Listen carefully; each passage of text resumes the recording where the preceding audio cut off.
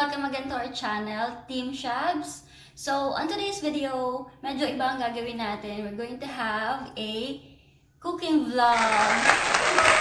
First time nating mag-cooking vlog. Ang iluluto natin today is baked seafood marinara. Let's start with our ingredients. So, this is our main ingredient. Syempre, yung seafood marinara natin, this one is already pre-mixed. Nabibili siya dito sa mga grocery store.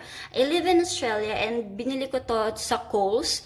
Meron din sa Woolworths, which is yung mga big grocery dito. But, if that's not available in your area or kung saan man kayo nakatira, you can just buy any seafood tapos pagsamasamahin nyo lang siya kung ano yung mga bet nyong seafood. So, ito meron siyang fish, squid, tahong, shrimp, yon.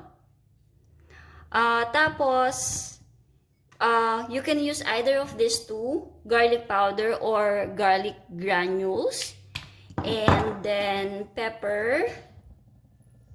And this one is salted butter and cheese. Tapos, itong salt and yung parsley natin are optional ingredients. So, yung parsley you can use fresh din. Yung salt naman, kung natatabangan lang kayo, pwede kayo maglagay ng salt. So, yun lang. Very simple lang ating mga ingredients. First step natin is iluluto lang natin sa butter yung seafood marinara.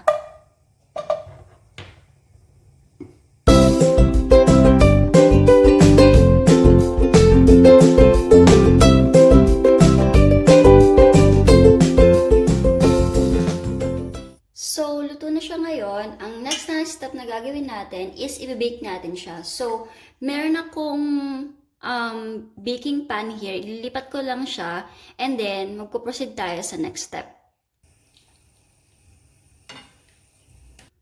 So, this is our cooked seafood marinara. Lalagyan natin siya ng pepper. And then, I'm going to use garlic granules. Pero pwede rin nga kayong gumamit ng powder.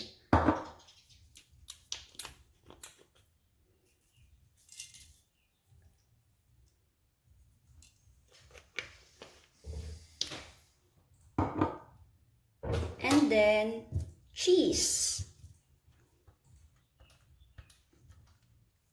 Next step is, we're gonna pop this in the oven for about 10 minutes. So, pinainit ko na yung oven at around 160 degrees. So, ang gusto lang nating mangyari is mag-melt yung cheese and maluto pa ng konti yung seafood. Charan! Yan, luto na siya. Actually, it takes only less than 5 minutes sa oven kasi kailangan lang namang mag-melt yung cheese since luto na yung seafood natin and ayaw nating ma-overcook yung ating seafood. Ngayon, lalagyan natin siya ng parsley. You can use dried or fresh for garnish. Optional din na pwede nyong ilagay is chili flakes kung gusto nyo ng maanghang. That's it. Hope you enjoy it. Thank you for watching!